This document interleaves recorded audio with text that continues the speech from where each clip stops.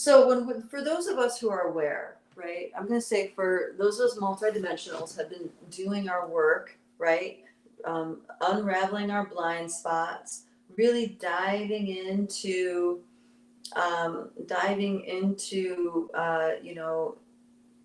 reconnecting deeply with self, creating new lifestyles that accommodate all those needs that we have as an awakened being, as a multidimensional being, as a highly sensitive being.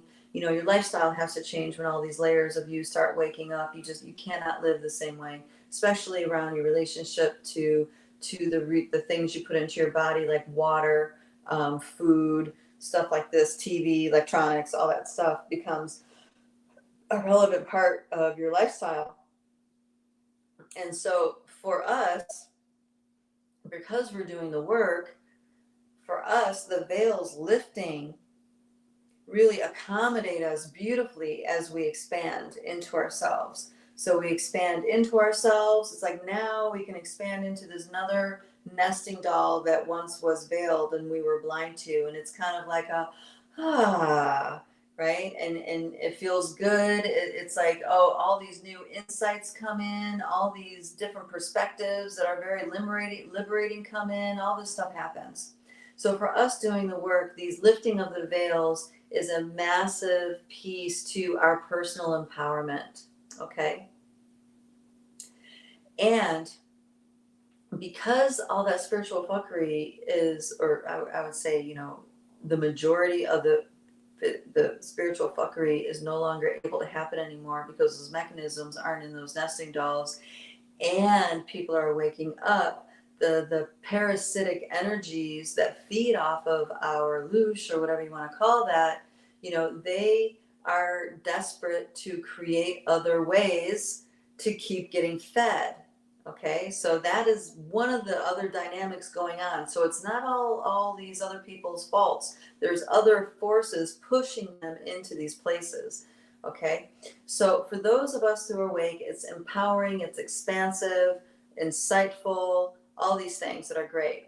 For those that are insisting on sticking to the program, sticking to what is known, those old ways, okay, they are building another barrier, building another mental emotional wall around them to keep themselves able to stay shut off and in the program. Okay, it's true. I'm watching this unfold before my eyes, right? It's just like that barrier just gets thicker and thicker and thicker. So instead of unraveling blind spots and having a massive aha and changing your life now that you know differently, they're doing the opposite. They're just battling and building those barriers. The thing is that these barriers are purely mental emotional barriers. They're not actually in the existence of these other outer nesting dolls anymore. So what that means, it's only a matter of time before it cracks. Okay, it's only a matter of time before it cracks. Unfortunately, crackings like that happen usually with a major life crisis, an injury, an illness, a death. Okay? So those people that are insisting on holding on to those old ways and building up those walls, it might be frustrating, especially as a loved one that you're watching do this, but do know, because of this, outer nesting dolls are no longer supportive of those energies, those parasitical energies and the setups of those games. It's now all about the mental emotional, all about the mental emotional piece, and those do crack. Life crisis cracks those things. This is why we used to call it, way back in the day, those blind spots held by the ego driver, we used to call them crackings, because that's really what it's like when you get cracked open. It really feels that way, and it's terrible, it's awful when it happens. It's a major crisis.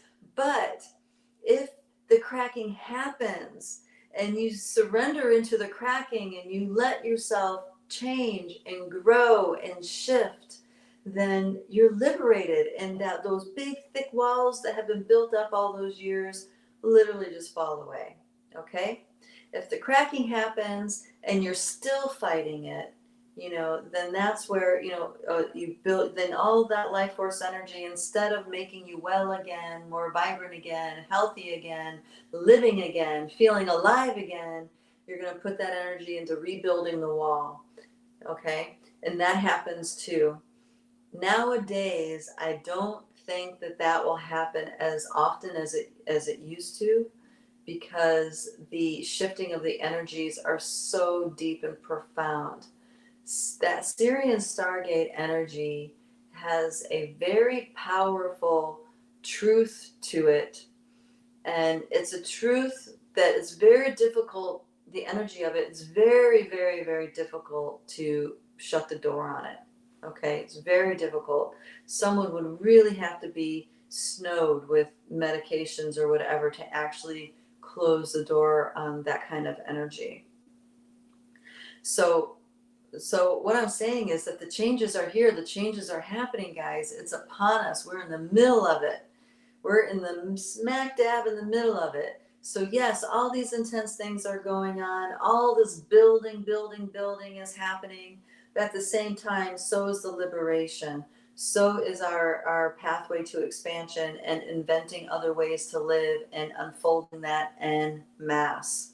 Okay, it's happening. And this is wonderful news.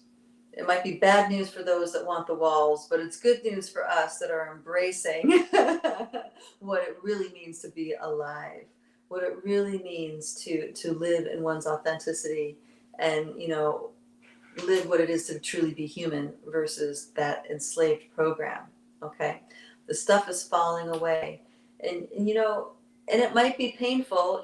People talk about the banking and this and the that, blah blah blah blah blah.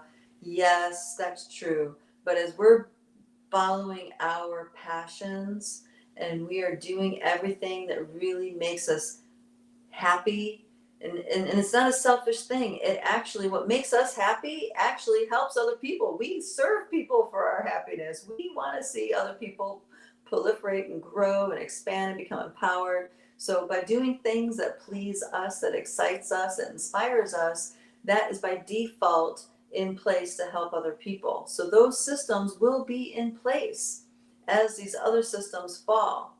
For me, I'm being inspired to really find a clear pathway for alternative health and wellness. Now, this is not a category, this is not a route that I ever imagined myself taking. I really wanted to walk away from the whole health scene and helping people get healthy, with physical treatments and stuff like this. I wanted to walk away from that, but I'm back in it again.